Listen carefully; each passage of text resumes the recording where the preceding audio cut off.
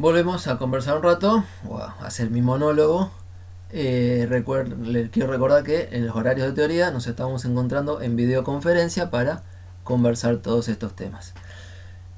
Hacemos la parte 5 y última de la clase 10B del 20 de abril.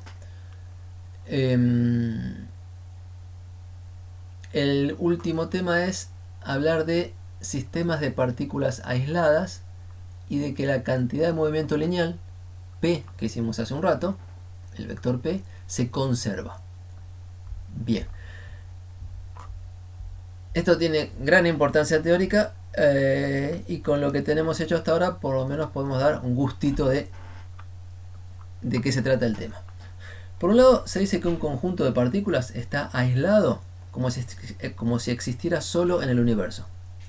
Existen interacciones entre esas partículas, pero no hay nadie de afuera que les haga interacciones. No hay fuerzas externas, se dicen, solamente fuerzas entre las partículas. Y el sistema más sencillo, por supuesto, es de dos partículas. Con una sola no tenemos sistema. Con dos es lo más sencillito para hablar de un sistema de partículas. Entonces, si este sistema de dos partículas, A y B, cada una con sus masas, MA y MB, está aislado, la única fuerza que interviene en este problema es la interacción entre ellas. O sea, sobre la partícula B, la fuerza que le ejerce A, y sobre la partícula A, la fuerza que le ejerce B. Sistema aislado es: no hay fuerzas debidas a agentes o cuerpos externos. Y en esta situación podemos calcular, y después opinar o comentar qué significa lo que calculamos. Podemos calcular, por un lado, la suma de las cantidades de movimiento de las dos partículas, PA y PB. Cada una vector, así que es una suma vectorial. Eso se llama cantidad de movimiento lineal total del sistema. Y bueno, la derivada respecto del tiempo de la cantidad de movimiento total del sistema, como es la derivada de una suma, es la derivada de la cantidad de movimiento de una partícula más la derivada de la cantidad de movimiento de la otra partícula. Pero la segunda ley de Newton, en la forma que la contamos en esta clase, nos dice que la derivada de la cantidad de movimiento de A respecto al tiempo es igual a la fuerza que siente A, que en este caso le hace B. Y la derivada respecto del tiempo de la cantidad de movimiento de la partícula B es la fuerza que siente B porque se la hace A. Y eso les cuento que es cero. ¿Por qué? Porque FAB y FBA son un par de acción y reacción. Como vectores, las fuerzas son de igual módulo, igual dirección y sentido opuesto, así que la suma es cero. Entonces, sin decir qué tipo de partículas son, sin decir qué tipo de interacción pusimos o se está manifestando, todos los sistemas aislados de dos partículas tienen la cantidad de movimiento total con derivada nula. Y si la derivada es cero, quiere decir que la cantidad es constante. Y como esto es un cero vectorial, es que son constantes cada una de las componentes. La cantidad de movimiento total del sistema de dos partículas aisladas, que se escribe como PA más PB, o sea, masa A por velocidad A más masa B por velocidad B, es una cantidad que no varía en el tiempo. Puede variar la cantidad de movimiento de A, puede variar la cantidad de movimiento de B, pero varían de tal manera que la suma se mantiene siempre la misma, las variaciones se compensan, ¿sí? La conclusión entonces, recuadrada, es un sistema de dos partículas, y se generaliza para más partículas casi con el mismo enunciado. La cantidad de movimiento de un sistema de partículas aislado, definido como suma de la cantidad de movimiento de las partes, es una cantidad que se mantiene constante en el tiempo. Y decimos que es una cantidad conservada. Jerga de la física, decir que una cantidad es conservada cuando no varía en el tiempo. Bien, y lo único que usamos es un juego de leyes de Newton. Tenemos un observador inercial que mide cantidades de movimiento, velocidades y aceleraciones. Tenemos la segunda ley de Newton que nos dice que la derivada de la cantidad de movimiento respecto al tiempo es la fuerza que actúa. Y tenemos la tercera ley de Newton que nos dice que las fuerzas de un par de acción y reacción son opuestas y la suma nos va a dar cero. Bien.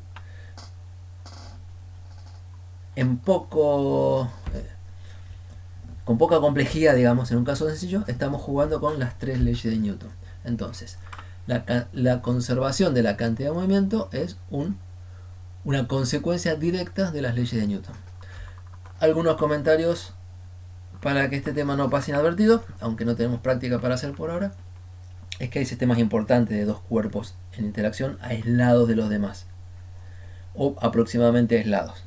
Por ejemplo, haciendo astronomía, la Tierra y la Luna es un sistema de dos cuerpos que se atraen gravitatoriamente uno con el otro y lo podemos estudiar solito. O más, bueno, está la influencia del Sol y de los demás planetas, pero si podemos despreciarla, sería un sistema aislado. Más aislado, mejor definido, es el caso de las estrellas binarias. Dos estrellas cercanas entre sí que orbitan una alrededor de la otra, como la Tierra y la Luna, pero realmente lejos de las demás masas del universo. Entonces esos sistemas tienen mucho más marcada, una muy buena aproximación, decir que son sistemas aislados. Otro ejemplo, yendo a lo microscópico, es el átomo de hidrógeno. Un pedacito de materia con estructura de átomo formado por un protón y un electrón que se atraen entre sí, con fuerza electrostática en este caso. Y la estructura de cómo se organiza el electrón alrededor del núcleo, que es un protón, es un sistema de dos cuerpos aislado. Así se lo estudia, pero bueno, en este caso en mecánica cuántica, porque a ese nivel de escala la mecánica de Newton sabemos que no se aplica. Otro comentario: si tenemos dos partículas y la suma de las cantidades de movimiento es constante, es porque lo que gana una lo pierde la otra, o lo que gana una se lo da a la otra. Entonces, en los sistemas aislados se habla de intercambio de cantidad de movimiento entre las partículas. Acá abajo en un cuadro, si la partícula A pasa su cantidad de movimiento de PA a PA más algo, que llame Q, Q es la cantidad de movimiento que ganó A. Bueno, tiene que ser la cantidad de movimiento que pierde B para que la suma se mantenga.